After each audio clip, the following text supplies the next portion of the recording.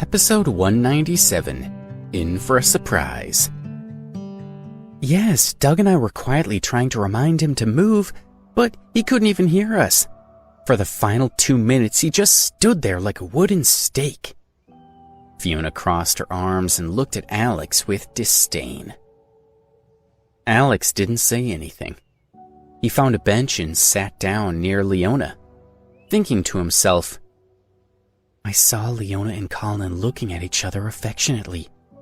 Everyone was stunned. I didn't mean to disturb the program. They can say whatever they want, but I couldn't let someone else kiss Leona. By the way, did you notice the wonderful stage that we got set up today? Ian said with pride as he looked at the steel structure. He glanced at Alex's silent figure and then ignored him. Yes, this stage is so much better than last year's. It's like for professional singers. And the sound, lighting, and costumes are also very good. Did they cost a lot of money? Colin asked. He and the other performers felt that the whole experience this year had been exceptional. Yes, how much did it cost? Someone else asked. Ian, you're the director, and you get all the money from the financial department. You must know, so tell us something, another performer said. Heh, you were blessed. The stage I rented was the one used in the Happy Washington Carnival last year, and the music team is one of the top 10 groups in the city. The makeup artist we used was a makeup artist for Hollywood stars. Ian raised his head and said triumphantly, Damn, no wonder. This will definitely have been the most impressive party held by any college in Washington, said a performer in surprise. Ian, how much money did you spend? We're dying of curiosity to know, a ponytailed girl asked anxiously. $50,000, Ian said with a leisurely smile. And after the party is over, all the participants will be given $100 to go out and have dinner wherever you want. Oh my gosh, that's so great, said the ponytailed girl. 50,000 is so much. The record up to now was 10,000. How come there was such a big budget this year? Asked another performer. Yes, I've never heard of anything like this. Do you know why it was so high? Said his friend, puzzled. The students backstage were both happy and puzzled. They were wondering who could have sponsored the party with such generosity. Hey, you should thank Colin. It was his father who provided the funds, Ian said. When Ian had gone to the financial department with Colin had told him he would discuss the matter with his father. When Ian returned to the department for money the following day, they told him that well over $50,000 had been made available and that he could take any amount he needed for the party. Obviously, Colin had convinced his father to sponsor the event. When the students heard that, they went up to Colin one by one to thank and praise him. They admired him more than ever now. Colin sponsored it. Colin is the most humble and brilliant rich student at Richmond University, said the girls backstage. Colin got it. $50,000 is a drop in the bucket for Colin. He can probably earn much more than that in a day, said a young man. Hearing them all praise him so effusively, Colin was pleased. He said with a faint smile, I was also a participant in this evening's party. It was the first time for me and Leona to sing together on stage. I wanted a good stage and good equipment. When Leona heard of Colin's involvement in the sponsorship, it made her feel warm inside. At that moment, Ian received a phone call. When he hung up, he happily said to Colin, Colin, the school leaders have decided that at the end of the party, the 3 most popular performers will be given an award. The first prize will be handed over by the party's sponsor. So, Colin's father is going to hand out the award? A lively girl asked. I think the first prize is definitely going to be for Colin's performance. When he came on stage, the audience was enthralled. There was no other program comparable to his, Ian said with a smile. This is good news, Colin admitted faintly. He looked at Leona and thought that it would be a good thing if his father handed him and Leona their award. That way, he could introduce Leona to his father, and it would be easier to talk to him about her later. The sponsor is going to present the award? Alex muttered to himself. It wasn't the fact that he would have to appear on stage that worried him, but that if he did go on stage to present awards, his €1.5 million story would probably reach Ken Stokes' ears, which would get him into trouble with his family. Alex was annoyed. He had told the budget department that they were not allowed to let other people know about his donation. Are the heads of this school brain dead? He wondered. Lindsay had been waiting for more than an hour, but Alex had not yet appeared. She couldn't wait any longer. She wanted to call her sister and ask what was going on. However, Leona was likely to be in the middle of her performance, so she didn't want to disturb her. Lindsay sighed, feeling at a loss, and was ready to take a taxi to go to Richmond University. She stood by the side of the road for a long time, but no taxis drove by. She finally took out her phone to call one. Just then, a gray SUV drove up beside her, and the back door swung open.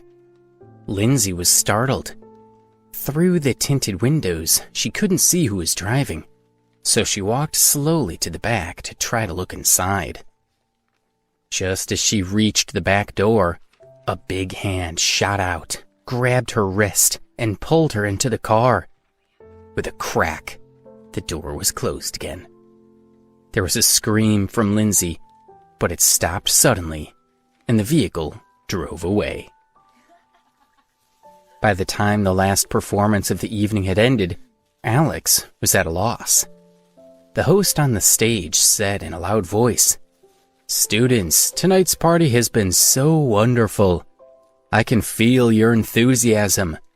We've selected the 3 most popular performances of the evening by measuring the decibels of your applause and cheers.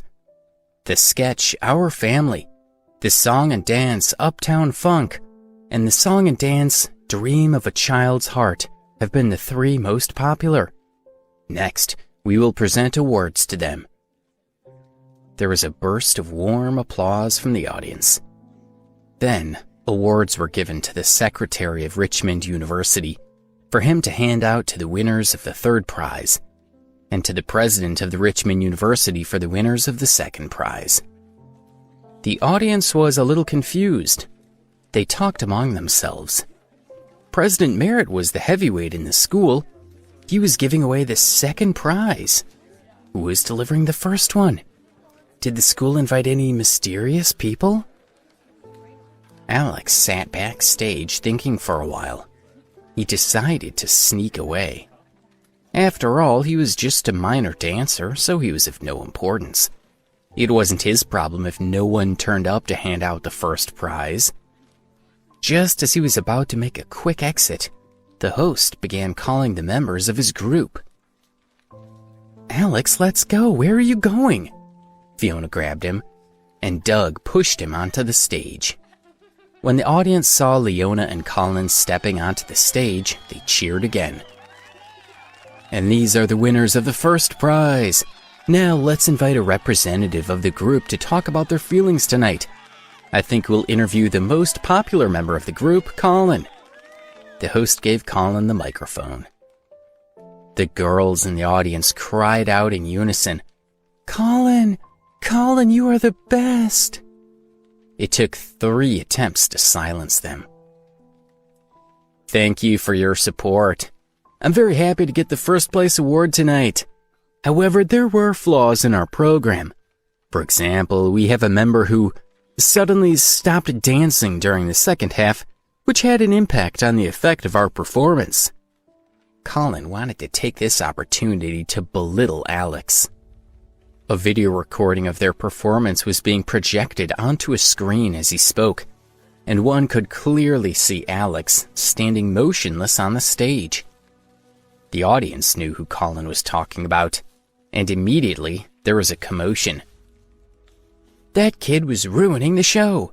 He doesn't deserve a prize, came a voice from the crowd. Yeah, I saw him push Colin earlier. This person is really despicable, screamed Girl angrily. This kind of person intentionally harmed Colin, and he just wanted to screw up the program, came another voice. The angry girl waved to Alex. Choir boy, get down from there. You don't deserve to stand next to Colin and Leona. Gradually, the audience called out as one. Get off the stage! Get off the stage! Get off the stage! Alex couldn't help but feel angry. Admittedly, he had made a mistake during the performance. However, to have 2,000 or 3,000 people pointed out in public was way over the top. Even if he took the microphone to defend himself, the group would never forgive him. Alex stood where he was and just wanted for it to all be over. Well, don't blame him alone. As the person in charge of this performance, I also bear some responsibility for not having managed him properly, Colin said with his superficial smile, while inside he was sneering. Immediately there was a round of praise. It had nothing to do with you, Colin, screamed the angry girl. Colin, you're too responsible. That person is always like that, came another voice from the crowd. Colin is worthy of his fortune. He's broad-minded, and he's much better than that guy who doesn't know how to behave in public, yelled another voice. With a smile, the host addressed the audience. Please be quiet. We will now present their award. We're all very curious. Who's going to present it? The sponsor of this New Year's party is Mr. Alex Ambrose. When the host finished reading the name, he was stunned. He had read it right. It was one of the performers. He looked at Alex with a puzzled expression. Who? Hearing Alex's name, Colin was astounded. Wasn't the sponsor his father? How could it be Alex? Colin took a look at Alex and saw him calmly standing in place. He smiled to himself. So the sponsor hadn't been his father in the end, but it could hardly be that little loser. The sponsor was someone with the same name as him. Other people were also surprised that the sponsor wasn't Colin's father. They had thought the same as him and decided that it was a coincidence that the sponsor and Alex had the same first and last names. The host did not see Mr. Ambrose come out and said again, Mr. Alex Ambrose, please step onto the stage to present the awards. But no one appeared. Standing on the stage, Alex was extremely ambivalent. He didn't know whether he should stand out or not. Alex, let's get your awards. Give us awards quickly, Fiona teased him in a low voice. At that moment, President Merritt quickly stepped onto the stage with several certificates, walked to Alex's side, and said with a smile, Mr. Ambrose, we've been looking for you all over the place, but we couldn't find you. It turns out that you're also a performer. Your performance has won first place. Congratulations. I've prepared the certificates for you. Please give out the awards to your team.